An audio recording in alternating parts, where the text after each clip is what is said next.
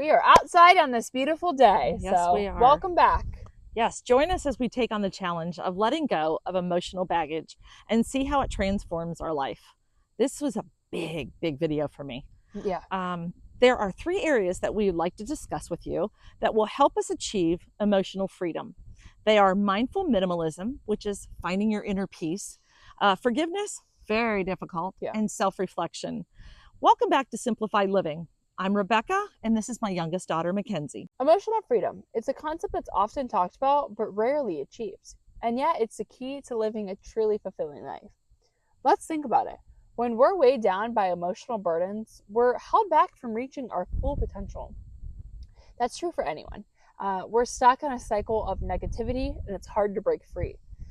When we were talking about this video idea, it's like you're just you're a hamster on a wheel and you just can't get off. You can't get off. It just keeps going and going. Right. So what if we could release those burdens and start fresh? What if we could experience the freedom to live life on our own terms without the weight of the past hurt or fears of holding us back? And that's what we'll be talking about today. Yes. We all carry emotional burdens, whether we realize it or not, or whether we admit it or not. We're human. You have a past. You have some kind of emotional burden. Absolutely. Maybe it's the grief of a lost loved one or the anger of a past betrayal. Maybe it's the shame of a mistake or the fear of uncertainty.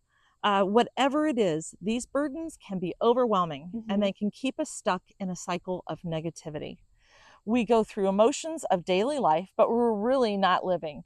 We're just existing, weighed down by the emotional pain that we're carrying. Again, I said I can relate to this whole video, but I can relate to carrying a great deal of emotional burden. I carried a tremendous amount of emotional pain when I lost my son shortly after birth. I also had a lot of anger, and then I had a lot of shame because I basically thought maybe I might have done something to cause this. Even after discovering that it wasn't any action that I did, I still carried the emotional pain for 34 years until I got help. So long to think about. It's a very long time when I sit back and think about it. Having emotional and physical trauma from my childhood also caused me years of pain. It caused me to have an overall dysfunctional life. Not addressing these emotional burdens caused me to live an unhealthy lifestyle. Wasn't good. I wish I knew what I know now back in my late teens and early 20s. But we didn't get help back then. You didn't get help in the 70s and 80s. It wasn't talked about. I mean, I wasn't around. Coping skills, at least in the environment that I grew up in, there was no coping skills. The coping skills were very unhealthy. Right. I don't remember a portion of my life, seriously, that during those times when I carried that great deal of emotional burden. Journaling did help, but counseling was where I learned, these 3 things that we're presenting today. But it helped me with emotional healing and growth. Another reason I want to do this video is because of how we talked at the very beginning, the generational curses. I watched my mom. I watched my mom struggle terribly bad with a lot of this. I seriously wanted to tell you or show you all how to heal properly. Right. So these burdens can also affect our relationships. We may lash out at loved ones and the ones closest to us. I think it's safe to say that most everyone does that. Oh, yeah. I think it's a comfort zone. Yeah. I think you're just more comfortable at, you know what to expect from those people. We also may withdraw from social interactions altogether, struggle to form deep connections with others, maybe because we're too busy protecting ourselves from getting hurt again, and all the while we're losing out on the beauty of human connection, the joy of shared experiences, and the comfort of knowing we're not alone. I would lash out verbally to those that I loved and avoided getting close to anyone or forming any type of relationship due to trust issues. I did every bit of that. And you feel that's when then the anger starts happening again. Then that's where the shame, that's the vicious cycle that we talk about. It just keeps going and going until we can learn to process it and deal with it. Prior to my mom getting help, it was difficult for our entire family. When a person is struggling in your life, it's not only affects them or yourself, but it affects the whole family dynamic, especially when it's someone that holds family together like your mom.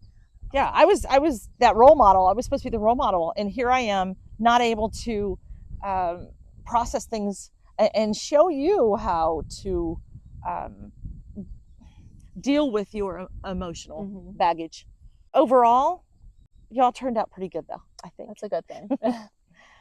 For me personally, when I'm dealing with emotional challenges, I often feel very disconnected. Like I'm not fully with it or connected to the people or the world around me. It makes it hard to really enjoy life, and these feelings can also hold us back from pursuing our dreams, making us question whether we're good enough or deserving for success.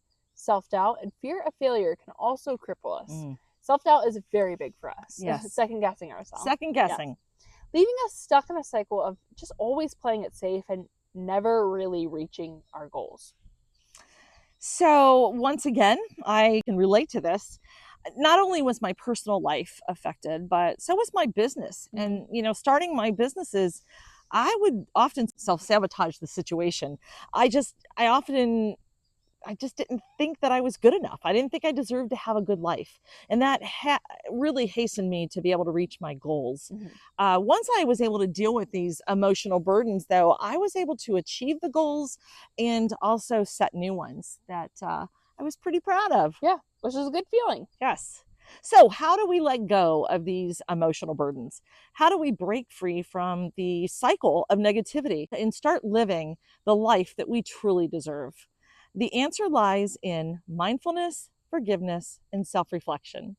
By being present in this moment, we can begin to release the emotions that are holding us back. By forgiving ourselves Mm-hmm. and others, we can release the resentment and anger that's been weighing us down. And by reflecting on our experiences, we can gain a deeper understanding of ourselves and the world around us. So, this circles back to our previous video, Mindful Minimalism, the 3 tips to restoring our inner peace. One of the most powerful practices that we found for letting go is mindfulness meditation. When we take time to really focus on our breath, to quiet our minds, and to tune into our emotions, we begin to release the tension and the pain that's been building up inside of us. We can start to Mhm. see things from a new perspective, and we can begin to let go of the burdens that's been holding us back, which is very big to do. Another powerful tool is the practice of forgiveness. Big and tough, Mm-hmm. very, very tough on people. When we forgive ourselves and others, we release the resentment and anger that's been weighing us down. We open ourselves up to new experiences, new relationships, and new opportunities. Forgiveness is never easy. I'll repeat that again. It is never easy. Mm-hmm. And it doesn't mean when you forgive someone, it doesn't mean that you're accepting the actions that another person did or even the things that you did, Right. because you have to forgive yourself. If you can't forgive yourself, you can't forgive anyone else. Holding on to the anger only affects us emotionally and physically, and not the person that you are angry with or resent. Mm-hmm. I mean, they may know that you're upset with them, but it's really affecting us much more stronger than that person. Self reflection is also crucial in the process of letting go. When we take the time to reflect on our experiences, we can gain a deeper understanding of ourselves and the world around us. We can see patterns and habits that are holding us back, and we can begin to make changes that will set us free. So let's recap. What's the key to emotional freedom? It's letting go of the burdens that are holding us back. It's embracing mindfulness, forgiveness, and self reflection. It's taking the time to truly release the emotions that are weighing us down and to start living life on our own terms. So, if you're feeling stuck, if you're feeling weighed down by emotional burdens, or we could say emotional baggage, Yeah. take the first step towards letting go. We encourage you to try these 3 tips. And if you're still not able to deal with your emotional burden, please, we recommend that you seek some professional help. It's okay to get help. It is okay to reach out to someone else. Share your own experiences in the comments below, and let's support each other on this journey towards emotional freedom. Thanks for watching, and we'll see you in the next video on Simplified Living.